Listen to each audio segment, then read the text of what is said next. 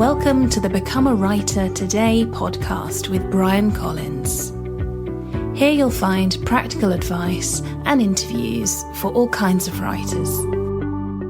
As you consider how you tell stories or even describe your business, you might want to think of the first children's book you've ever read. That's according to Leah Komaiko, who's this week's interviewee on the Become a Writer Today podcast. Hi there, my name is Brian Collins, and Leah is the author of over 20 children's books, but she has a pretty interesting career path. She first started writing children's books some 20 years ago, and since then she's transitioned into teaching companies and brands and startups how to tell stories that connect with customers. And she does it using a fairly interesting approach. She asks them to reflect on the first children's book they ever read.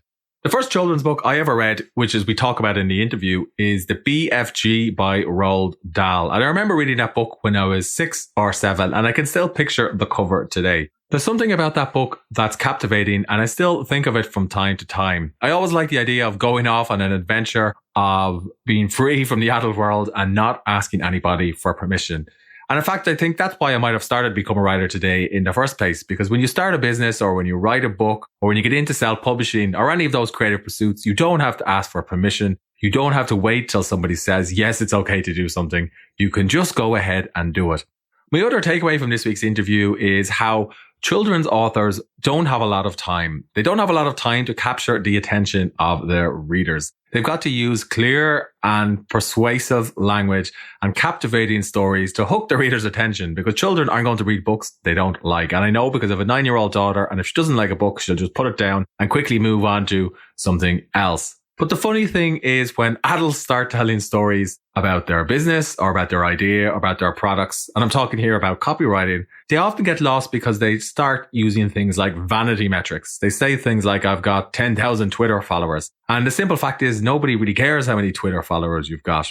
Or they say things like, my website attracted so many visitors this year, or I have earned so much money. And again, that might be interesting to you, but it's probably not interesting to your readers or your customers. And I've made this mistake too, where I've talked about things that I've done rather than the pain points of readers or would-be students for my courses and customers. If I look at things from a different point of view, I've also worked as a copywriter for large B2B companies, and it can be a great way to earn an income as a writer. And it's pretty interesting in that with copywriting, you're trying to convince, a customer or prospect to take action. But it can also be pretty frustrating, because often when you read copy by a large company, it's full of buzzwords and jargon that don't mean anything. It's full of buzzwords and jargon like end to end or 360-degree view of the customer. These words, sound fancy when they're said in a boardroom meeting or when you see them in a PowerPoint presentation. But if you're on your phone and you're looking for a piece of software from one of these companies and you come across these buzzwords, it's not going to mean anything to you, and you're going to quickly navigate away from the page and onto something else, possibly even onto the competitor. So the job of a good copywriter is to simplify that language and write in words that the reader or customer understands. And that's, of course, what children's book authors do too. Having worked as a copywriter for a number of years, it's actually quite difficult to remove this language, because I find that people can get very attached to it. They feel like if they're not using complicated turns of phrase and business jargon and cliches, then their writing will appear dumbed down and it'll appear simplistic and people will find out. But the reality is, when you insert words like that, you're just confusing your customers. And it's actually much harder to write something that's simple, clear, concise, and persuasive than it is to, stuff a web page full of business jargon and terminology. Even if you're not a copywriter, I'd encourage you to consider the copy or text that you use to present your website or your books or your stories to your customers and readers. Is it easy to read? Is it clear? Is it concise? Does it capture your reader's attention in a way that encourages them to read the next sentence and the next paragraph and then click that buy button or download button or add to cart button? If it's not, I'd encourage you to rewrite it. And if you're struggling, it's always helpful to read copy out loud, because it should sound conversational, it should sound natural and pleasing to the ear. If it's clunky and awkward and sounds like something written by a business person, or sounds like sales talk, or sounds overly technical or academic, then that's a sign that you need to go in and edit it. Now, there are many different copywriting resources that can help you with that. One course that I took during 2019 was by the American Writers and Artists course in copywriting. And that really helped me clarify some of the ideas that I had about copy. Another book I'd encourage you to consider is Breakthrough Advertising by Eugene Schwartz. It's actually quite hard to get a copy of this book. I had to order it from their website rather than from Amazon, and it cost me over $100 to get the book sent to Ireland. And I know you may be thinking $100 is a lot to spend on a book. And yes, it is. But think about it. There are other things that you would happily spend $100 on. Perhaps you might go out for a nice meal with friends and family, and that could easily cost you over $100. Or you could go away for a night and you could spend more than that amount of money, and you might not even think twice about it. But we have an idea in our head that a book should be $5 or $10, and if it's quite a bit more, then we're probably not going to pay it. The ideas are what's valuable inside of the book. And there's a rule that I've adopted for books, which I learned about from the entrepreneur Ramit Sethi, and that is, if you want to buy a book, just buy it. Don't worry about the price, because the rewards that you get from that book will be far more valuable than the cost of the book in question. And of course, children's books have brought a lot of value to my life and my kids' lives over the years, including the BFG, which we talk about in this week's interview. Leah and I also talk about how she got into writing children's books in the first place and why she moved away from writing children's books after releasing more than 20 titles. She explains why considering the first children's book you ever read as a child is so important. She also talks about what effective copywriting looks like, the ideas that I talked about there a few moments ago. And she explains why I and you should reread the first children's book you ever remember. And in fact, she prompts me to do this in this week's interview. And I found myself talking a lot more than I do in other podcast episodes where I normally ask questions and the interviewee answers. So I felt like the table had been flipped, which was an interesting experience to have. But I started by asking Leah to describe how she got into writing children's books in the first place and what the link was between children's books and teaching brands how to tell persuasive stories. I started with books. I started being a kids book writer, and that's the whole foundation of what I use for all the areas of my business. And I started writing kids books. And then through writing kids books, when you're a creative, you're still always in business. You have to sell all your own product. You got to figure out the ways and the means. And, but I started doing that. And then from there, I started getting some unique marketing opportunities and building a business to help brands and grown-up older people figure out the story of their business, using the foundation of kids' books, actually. So you started out basically when things were more complicated, and like now it's quite easy for somebody to write and publish a kids' book, but it must have been much harder, you know. Actually, it was hard then, and I believe that it's hard now. You know, it's in the States, the market for kids' books is the largest area of publishing completely. There's nothing that sells like kids' books. They sell more than anything, but it was never very easy. And I thought it would be. I thought, oh, it's for kids. This should be nice and easy. Wrong. It took me several years to break in, but I'm glad that I didn't give up. How did you transition from, or perhaps you're doing both, from writing kids' books to the other part of your business, which is helping entrepreneurs and business people find the stories that they need to tell to connect with customers? I was living in New York, and I realized I needed to eat, even though I had a 3-book deal. And I discovered in writing kids' books that there's a very strong connection between what makes a great kids' book and what makes a very powerful brand, and they're very similar. And I met somebody who was a correspondent for ABC, and I was trying out my system on her, and she introduced me to a very well-known and established business person who brought me into their company and said, if you can show me how to tell my story by beginning with my first kids book and it makes sense to me, I will pay you. If not, I'll show you the door. And he paid me. And that's how I got started, because I saw the connection, and I love the connection. The fact that you can write a kid's book, or you can be struggling with a business story or as part of this team. But with the same thing that makes a kid's book powerful and classic is the same thing that's going to make your brand powerful and classic. So if somebody has started a business, but they're struggling to tell their story, where do you recommend they start? I recommend they start with their kids' book. I recommend that they ask themselves first and foremost if they can remember the very first kids' book that was read to them. My very first kids' book was a book by Dr. Seuss called If I Ran the Zoo. And when I look at that story and I look at my business today is pretty much the story of that book. That story was about a kid who just basically felt like he could do everything much differently and much better than the way that it was at the zoo. He found the zoo to be boring. And that's pretty much what I've landed up doing. When I work with people, I basically see at least 2 or 3 different ways that they can create what they've got. And that's how I tell people to get started, is rather than struggle with trying to figure out the elements today of what's my mission and what's my why and what's my point of view and all these things, I just start with, let's get simple. Let's remember who you are. And the simplest way I have found in working with all different kinds of executives and teams and stuff to discover who you are is to recall your first kids book. It's just remarkable to me. Can I tell you a really quick story? Sure, of course. Okay. Since I know you're a story person. So I was on a plane the other day coming back from speaking at a conference, and I'm sitting next to this man who's an executive for a very large firm here. And he was talking to me about, the nuts and bolts of his business. And he said, I could talk about this forever. And he said, go ahead, tell me, ask me a question, after he was going on and on about the things, the features of his business, which is not that it wasn't interesting, but he had a certain level of inner energy in his voice. And he said, what do you do? I said, I would help people become brands. And he said, go ahead, ask me any question. I said, well, can you tell me your brand story, the story of your business? Can you tell me the brand story? He stopped and he said, well, I've been with the company for about 10 years. And he said, I think that it had something to do with finding your wow factor. I said, okay. So I said, and can you tell me the first kids book you ever read? Now, this guy is probably in his 50s. And without skipping a beat, he said to me, Danny and the Dinosaur. I said, tell me about that book. He goes, there's this dinosaur. He got all excited. And we started talking about the books, and I started asking him some questions. And I realized if the enthusiasm that this man was and is when he remembers how his work today is connected to his very first book could be brought into his company, he could be golden to this company. And he was very, very, as people usually are, very disarmed, very amazed, very surprised, very entertained, but most of all, really very inspired.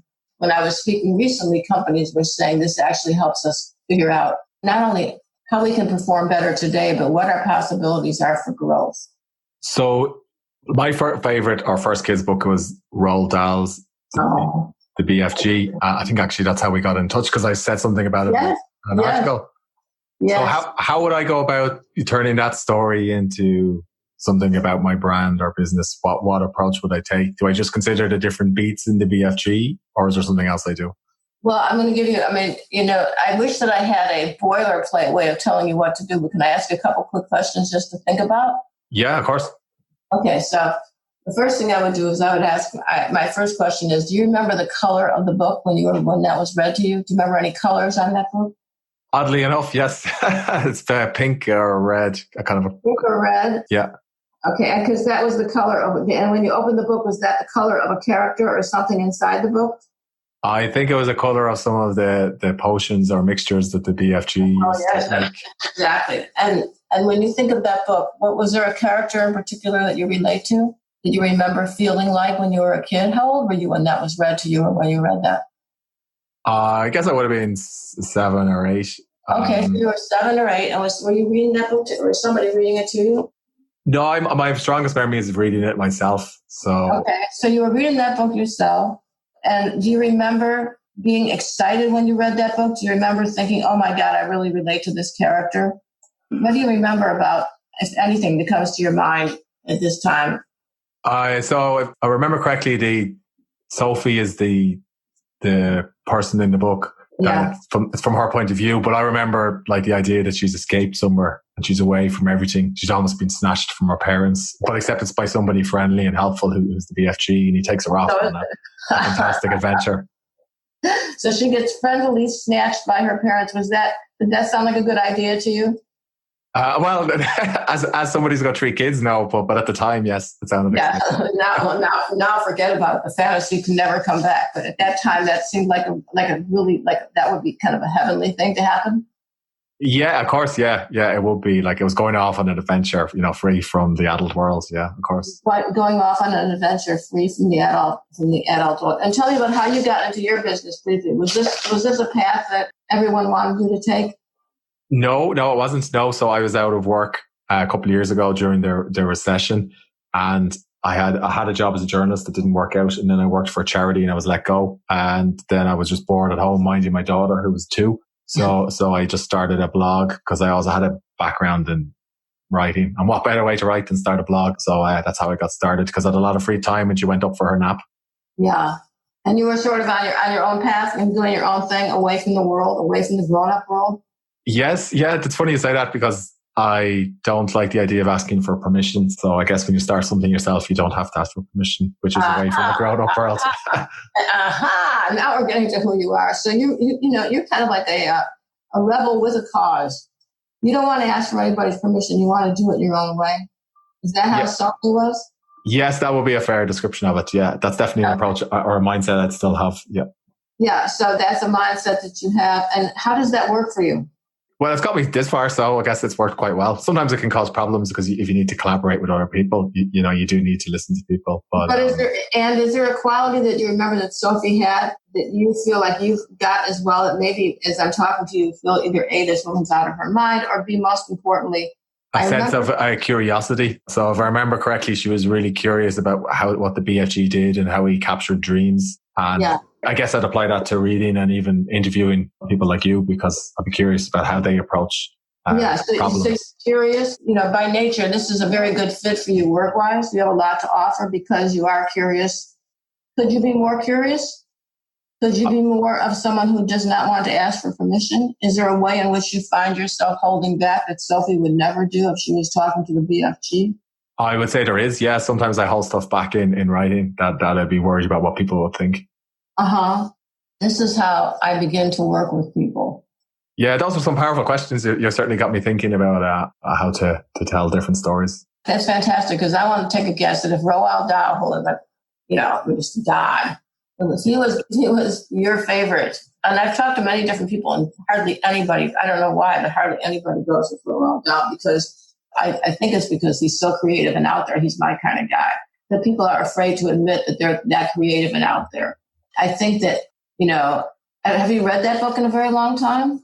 I haven't read it in over 10 years, no, but it's certainly a book that I would think about from time to time. And I know my suggestion would be to you, if you wish, to get that book, get a copy of that book and read it out loud. And if your daughter's too, she's not probably going to want to hear this, but even if you could read it, I don't know if there's someone else around you, a dog, a cat, just read it out loud and hear what comes out of your voice. When I work with people, I listen to what goes on, not just in their story, but it's in the voice. Because story is voice, and possibility for a company is the voice of others in the company. And so I suspect that when you read that to yourself or out loud or to your daughter, what's your daughter's name? Aveen. She's Aveen, so it's an Irish name. She's 9 now, though. That's okay. And read it to her, see what her response is. Yeah. It's a beautiful name. When you read it out loud and you go back and you read it now, I suspect that things will come to you about what's possible for you now and in the future that you've forgotten about, that have always been there, that are right there in that book. They inspired you when you were 7.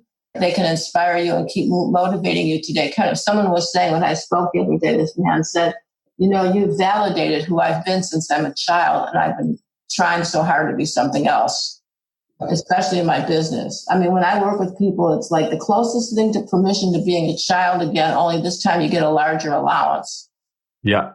Yeah, I have 2 weeks off coming up, so I think I'll reread it. Read that book, and I know I'm just one of a zillion interviews that you have, but I would absolutely love it if you got back to me by email or whatever and told me what came to you. Yeah. I would be honored if you actually feel like you have a few moments to actually read a little bit of it to me. I would love to hear what's going on in your voice, because I have a sneak. Have you just been doing the journalism over the last recently? So I was a journalist. That's what I trained at when I was in college or university, and that career didn't work out. So I wasn't a very good journalist, but I still like to write. So I'm not a journalist anymore, but I do work as a copywriter as well. Okay, and you're still writing for Forbes, right? I write for Forbes too. Yeah. So I also write as a copywriter for some B2B clients, but that's why I was interested in talking to you, because as a copywriter, the one thing I've noticed is businesses really struggle to bring out their stories. Oh my God. It's people say to me, oh, well, I did my copy. And it's like, I've studied a lot of copywriting. Yeah. And because I used to think, oh, this should be easy. It's the hardest thing in the world. It's so hard. Like God. I mean, it's like, I've spent so many hours upon hours upon hours trying to figure out what it is I'm trying to say simply, clearly, blah, blah, blah. And it takes, it's a totally different gift and skill. And it's very simple, but it's very tough. Is that what you find when you work with your clients, that they think that they should be able to get it, but they can't? So what I find is most copy that I read is very much about the product and the features in the product. Yeah. And that's quite boring. Nobody cares about those things, as great as the product might be. Or the other problem is if somebody's writing copy about them or their personal brand, for example, they tend to talk about all their vanity metrics, like how many followers they have and books and money they've made. And nobody cares about that either. Exactly. A good copy is about the reader, I guess, and persuading him or her to take some sort of action. And how you can help. Quite a skill. It's quite a gift. Is there somebody in particular, if you had your ideal person you would write copy for, who would that be? I don't really have an ambition to write copy for anyone else. I'd be more just an ambition to write something that's a bit more personal. So I used to write personal essays. So like a personal essay, like a long exploratory essay. I did this as part of writing classes. And so I'd like to go back to that kind of writing rather than, commercially oriented stuff. Yeah. Well, go back and read that Roald Dahl. I have a sneaking suspicion that when you read that and that you're in kind of a transition state right now, sort of. Yeah, I would agree with that. Yeah, that's a fair summary. I have a sneaking suspicion you're on to writing a kind of essay that you had no idea that you're up to. Yeah. So this year I wrote a business book called This Is Working. So it was okay, but I would like to write something that's has a bit more heart in it or a bit more emotion in it, I guess. Yeah. Well, God only knows business could use some more heart and emotion. They could. So the process you've described to me is very reflective. Do you find like other business people are open to that, or people you work with? Pretty much. I find that I was telling someone the other day, because somebody else was talking to a colleague, and she said, how do you get people to talk to you? I said, simple. It's like, if you were a fortune teller, I don't know if they must have fortune tellers. They do. Yeah. And they just say, open up your palm reader. And then somebody says, I'm a palm reader. And then everybody goes, oh, here. And then they throw their palm in your face so that you can talk to them. Oh, I tell somebody, if you tell me the first kids book you ever read, I can tell you the greatest qualities and the foundation of your brand today and which way to go. They literally, it's like they throw their palm in their face and they'll just tell me where the wild things are. It's like these are like people that are basically in an eighth of a second will turn from making a very corporate presentation to telling me about Curious George. Yeah. As if there was no time at all passed. And it just blows my mind in the most wonderful way because I love kids' books. I think they're the most powerful writing in the world because I've written them, I guess. But also because it just makes me so happy for us to remember that as business people, we're still here to have joy and that we really have nothing to create for anybody else unless we can find some joy, no matter what we're writing about, to give to somebody else. There's nothing else there. So that's kind of how I see it. Yeah, I guess a kid's book has to be easily read and understood, and business copy will be the same. Yeah, it is. It has to be. It has to be simple. And I have found, I think the one thing that when I first discovered all this, when I was saying to someone or different people, I would say that the same thing that makes a child pull down the same one book off of a shelf to have that book read to them, even though he or she has got like 100 books on the shelf, is the same thing that makes a grown-up customer or client pull your company or your brand down off the selections when they've got a zillion available. It's the exact same thing. It's a connection and a response that's kind of, you can't make it up, but you can claim it. I mean, it's not formulated. So when I see a lot of people who teach how to sell, how to write your story by following a formula, I think those things are terrific. And I think what's missing is what people buy is never a formula. Yeah. You might be describing Robert McKee. I attend some of his storytelling workshops, and he was not quite a formula, but he does offer like a more instructional guide to telling stories. Yeah, he's being here in Hollywood. I know he's like a big guy and has been. I'm not. Is he still living? I hope so. He is. Yeah. I have his book here. I've started reading it from time to time when I wanted to feel like I was smart and knew what I was talking about. But I have several friends who are screenwriters, and they live and breathe by that guy. Yeah. I think I've attended his presentations. They're more engaging than his book. His book is great too, but when he really brings it to life in his workshop. Wow. He's pretty passionate about telling stories. That's great. And then there's a lot of people here that do sell business stories. Where there's one guy in particular, they have this thing called a story brand with this man named Donald Miller, who I think he's terrific. If you want everybody in your company to be telling the same story and believe that they are functioning from the same story and that there is only one story, And for a lot of businesses, that probably works just fine. Because all of a sudden everybody's thrown into you have to know your story, but that doesn't mean all of a sudden everybody knows anything about story, So there's all different kinds of ways, but this is just how I do it. I do it for individuals. I do it for entrepreneurs. Now I'm speaking more in some companies, which is what I'm hoping to do. I'm with teams, and I've been doing it for a while, and people seem to get really great results from it, and that's what matters, right? And do you still find time to write books? I haven't written a book in about 10 years. And I recently tried to sell a kid's book. My agent tried to sell something I had lying around for a long time and didn't sell it. And the truth is that, I wrote a lot of them. And what I really enjoy doing more now is I've taught writing. I taught at UCLA for a while. And I enjoy helping people figure out their stories. Yeah. I think I spent enough. I do everything backwards. Everybody else is like, first they work for the company and then they get sick of it and then they go out on their own. Well, I did it. It's like I did that first, and now it's like, let me work for a company. I'm telling you, I got it all backwards, but it's all fine. If I were to have another book to write, I'd be delighted. But I don't. I don't have the ideas. I don't have the. I write a blog, and people like my blogs because they're very story oriented. Just to make sure I never stop writing, because I am a writer by, underneath it all, that's all that there is here. So, and I'm grateful for it. You love writing? Do you love to write? Yeah, I think you've touched on something that I would say as well. So I would always say if I'm writing something, then I'm generally going in the right direction, or a direction that makes sense. So even if it's not a book, it could be an article, or it could be journal entry, or it could be just something on a piece of paper that I won't show to anyone. But if I'm doing that, I'm generally going in the right direction. Yeah, writing focuses my brain. Yeah, I would agree. Yeah, it's cheaper than therapy. And it's definitely cheaper than therapy. And I have found that it works better a lot of the times too. But in any event, that's me in a nutshell. And could you give me an idea of some of the clients you've worked with? Sure. I've worked with big companies. I've worked with Disney. I've worked with Lenovo. I worked with, my brain's kind of freezing because I'm never up this early, even though it's 8 o'clock in the morning here. I've worked with Disney. I work with Lenovo. I work with a company called Philosophy Skincare, which is a very large company. Some Intel, some very large brands.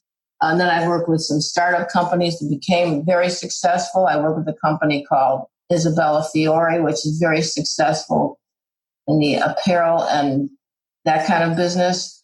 I've helped several people sell books, including a few that got on the New York Times bestseller list. I work with authors, although I work with them much more rarely.